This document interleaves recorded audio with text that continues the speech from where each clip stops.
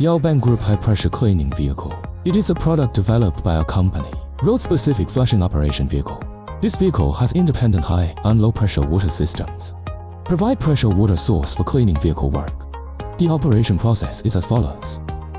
Before driving, need to check whether the tires and various components are normal. Operation instructions for high-pressure spray rod. Start the main car. The air pressure reaches 8 or more. Start the auxiliary engine. Adjust the spray rack to the appropriate position. Extend the left and right spray bars. Turn on the water spray lever switch. Step on the gas until the secondary engine speed reaches 1400 to 1700 revolutions per minute. Shift gears and start flushing work. The flushing angle can be adjusted inside the car.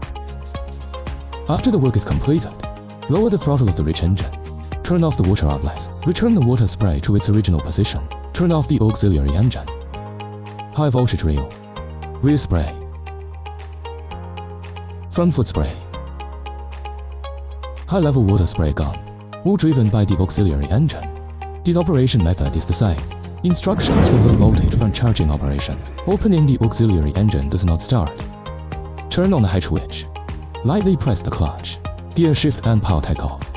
Start the homework while driving.